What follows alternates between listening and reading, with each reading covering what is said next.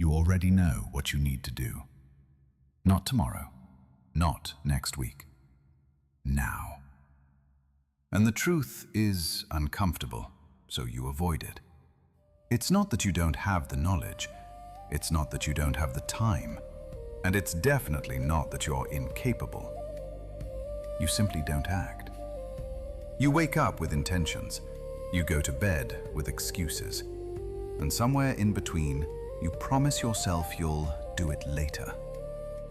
That delay is eating you alive, slowly, quietly, from the inside. Because deep down, you know something is wrong. You feel it when you scroll instead of starting, when you delay that conversation, when you skip the work you swore mattered to you. And here's the dangerous part. You don't feel lazy. You feel reasonable. In feudal Japan, the samurai feared something more than death itself. Not the enemy's blade, not losing a battle, not even failure. They feared something silent, something invisible. They called it udan, negligence. And udan didn't attack beginners. It didn't attack the weak. It didn't attack those who knew nothing. It attacked the ones who had already achieved something.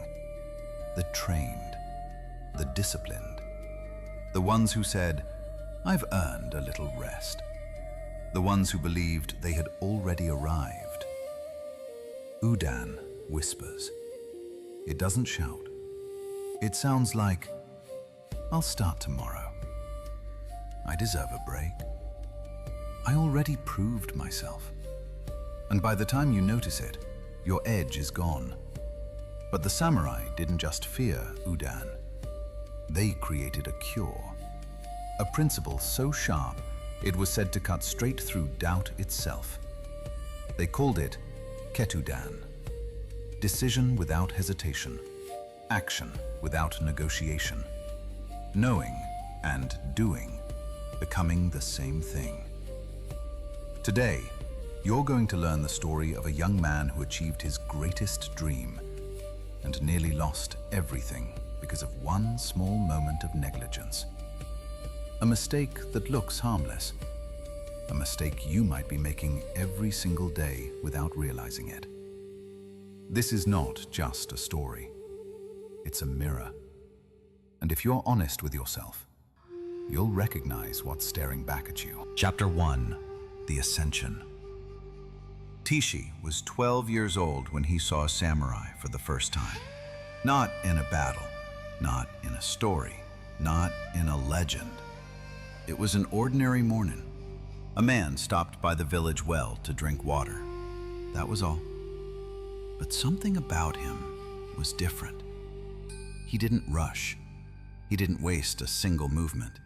Even the way he stood felt deliberate, like his body knew exactly where it needed to be. Tishi watched silently. The man lifted the cup, drank, set it down. No hesitation, no excess. In that moment, something clicked. I want to be like that. Not famous, not powerful. Controlled. Deciding was easy. Everyone decides. What separated Tishi from the others was what he did next.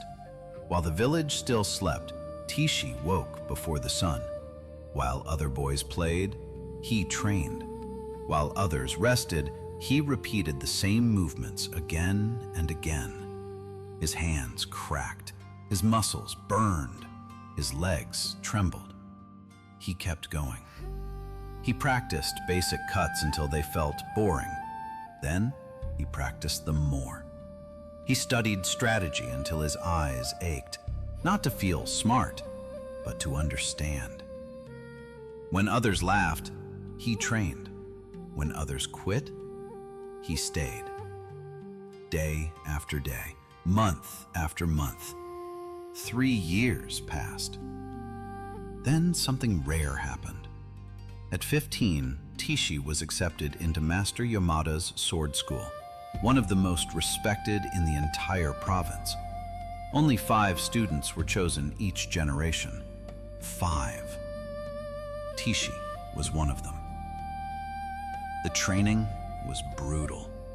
They woke before dawn. They meditated in the cold. They fought until their bodies collapsed. Some students quit. Tishi didn't. Not because he was stronger, but because he was focused.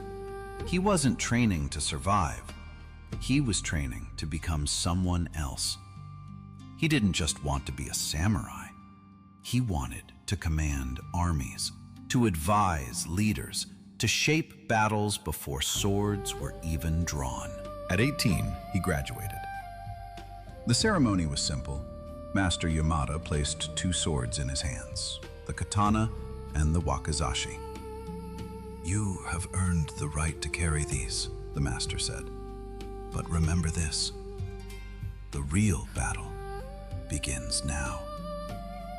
Tishi heard the words, but he didn't truly listen, because at that moment, he believed the hardest part was over. Chapter 2. The Quiet Decline. At first, nothing seemed wrong. In the weeks after graduation, Tishi kept his habits. He woke early, he trained, he studied. From outside, he looked disciplined. But discipline doesn't disappear suddenly. It fades, slowly. Tishi had a salary now. He had a title. He had respect. People bowed when he passed. They called him Samurai Tishi. And without noticing it, something inside him relaxed. Just a little. "I'll train later," he told himself. "Today was hard enough. I've earned some rest." One skipped session became 2. 2 became a week. A week became a month. He still showed up for the required training. He still did what was expected, but the extra work, the sharpening, the study, the constant improvement, that disappeared. Tishi made a mistake many people make. He confused achievement with arrival. He thought crossing the line meant the race was over. The samurai had a word for this: udon. Not laziness, not weakness. Udon doesn't look dangerous. It sounds reasonable. "I've trained enough. I already proved myself. I deserve this." And here is what makes udon deadly. It doesn't attack beginners. It attacks those who already know what they're doing. Because only the skilled can afford to relax, and only the skilled have something to lose. 6 months after graduation, Tishi received his first real mission. Bandits were attacking villages near the border. 5 samurai were sent. Tishi was the youngest. His role was simple: protect the right flank during the ambush, something he had practiced hundreds of times. The plan worked. At first. The bandits walked straight into the trap. Then 3 of them broke away. They rushed the right flank, straight at Tishi. His body moved, but it moved with 6 months of neglect. His feet were slow. His timing was off. His mind hesitated. By the time he struck down 2 attackers, the 3rd was already past him. That bandit didn't stop. He ran straight toward Kenji, an experienced samurai who trusted Tishi to hold that flank. The scream cut through the forest. Then silence. The battle ended. The bandits were dead. Kenji was not. Chapter 3. The Weight of Silence. The journey back was worse than the battle. No one spoke. Not because they were angry. Anger would have been easier. They were disappointed. Every step felt heavier than the last.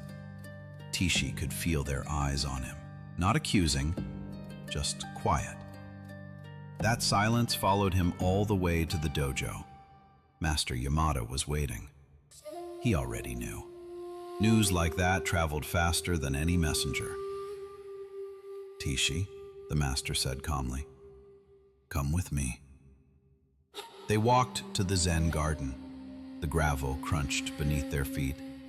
The master sat. Tishi remained standing. His legs refused to bend. Tell me what happened. It wasn't an order. It was an invitation. Tishi told the truth. Every hesitation, every mistake, every moment where he should have acted and didn't. When he finished, he waited for shouting, for punishment, for disgrace. None came. Instead, Master Yamada asked a simple question. Do you know what udon is? Tishi shook his head. Udon is negligence, the master said. It's when you stop sharpening the blade because it's already sharp. The master picked up an old sword. Its surface was dull, spotted with rust. This blade was once perfect, he said. It could cut bamboo like paper. But its owner stopped caring, stopped training, stopped cleaning it, stopped respecting it. Now it's dangerous, the master continued. Not to the enemy, but to the one who holds it. The words landed hard. You earned the title of samurai, Master Yamada said, but you treated it like a destination. You believed the journey was over. The master looked directly at him. Udon has a cost, and you've paid it. Chapter 4. The Principle of Vigilance. Udon is not just laziness, Master, he said. It is far more dangerous. He knelt and drew a circle in the sand. This is your vigilance, he continued. Your focus, your discipline. When you are striving towards something, this circle is strong. But the moment you achieve it, he pressed his finger into the sand, creating a small crack. The circle weakens. At first, the cracks are invisible. They feel harmless. Then, with a single sweep of his hand, he erased the circle. One day, it disappears. That is Udon. The master looked at Tishi. Victory is the moment of greatest danger. Why? Because that's when you relax. When you stop training like your life depends on it. When you believe you already know enough. Udon doesn't destroy beginners. It destroys the competent. Only those who have achieved something can lose it through negligence. You trained for years to earn this place, the master said. And in 6 months, you let it slip. Not completely. You still did the minimum. But the minimum only keeps you where you are. It never takes you where you want to go. The master stood. You wanted to lead men, he said, to command armies. How can you lead others if you cannot lead yourself? How can anyone trust you if you no longer trust yourself? Tishi lowered his eyes. Then the master's tone changed. There is an antidote to Udon. He slowly drew his sword. The blade caught the light. The samurai called it Ketudon. Ketudon means decision, but not the kind you think about. The master made a clean cut through the air. The kanji means to cut. Ketudon is cutting doubt away from action. When a samurai draws his sword, there is no hesitation, no what if, no maybe later. Between thought and action, there is no space. The blade returned to its sheath. You already know what to do, Tishi. Yes, Sensei, Tishi replied. I must return to training. No. The word struck like steel. That is Udon speaking. You are planning, promising, delaying. Ketudan is not tomorrow. It is now. Tishi did not answer. Words would have been easier. Words would have been safer.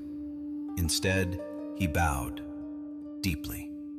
Then he turned and walked straight to the dojo. It was late. The group training had already ended. The floor was empty. Good. Tishi picked up a wooden sword. Not advanced techniques, not flashy movements, basics.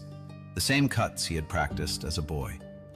Again, and again, and again. Each strike wasn't just practice. It was a refusal. A refusal to hesitate. A refusal to negotiate. A refusal to sleep. 1 hour passed, then 2, then 3. When the first samurai arrived before sunrise, Tishi was still there. Sweat soaked his clothes. His body trembled, but his eyes were awake. Did he not sleep? One asked. He slept for 6 months, Master Yamada replied. Today, he woke up. Tishi knew one night meant nothing. Udon leaves easily and returns even easier. So he made a decision, a real one. Sensei, he said, make me responsible for cleaning the dojo. Before the first session, after the last, every day. The request surprised the master. Cleaning was for beginners. For someone like Tishi, it was humbling. Why? Master Yamada asked. Because motivation lies, Tishi replied, and structure doesn't. If I rely on how I feel, I will fail again. But if others depend on me, I won't. The master nodded. Ketudan is not one great act, he said. It is many small ones, done without choice. Months passed. Tishi cleaned the dojo at sunrise and sunset. While cleaning, he practiced footwork, breathing, stance, the boring things, the important things. After training while others rested, Tishi stayed, studying, analyzing, exposing his own weaknesses without mercy. One day, a voice spoke behind him. Your flank is still open. It was Hideaki, the man who saw Kenji die. Tishi froze. Hideaki stepped forward and demonstrated a small adjustment. Kenji taught me this, he said. He was obsessed with leaving no openings. I think he'd want you to know. Something inside Tishi broke and reformed. Months later, Tishi faced the same mission again. Same role, same danger. This time there was no hesitation, no thought, only movement. Every samurai returned alive, but Tishi's transformation didn't end on the battlefield. Years later, during tense negotiations between clans, Tishi saw something others missed: an alliance, a way to prevent war. He could have stayed silent. He didn't. He acted. The war never happened. Afterward, Master Yamada spoke to him quietly. A strategist is not someone who knows everything, he said. It is someone who acts on what they know. Now let me ask you. You are not Tishi. You are not a samurai. But you have your own flank to protect. That task you keep delaying, that conversation you avoid, that habit you know must change. You already know what to do. The question is not knowledge. It never was. The question is speed. The speed between knowing and doing. Udon is waiting. Ketudan is ready. When this ends, don't think, don't plan, Do one small thing now. Because choosing not to act is still a choice, and it's usually the worst one.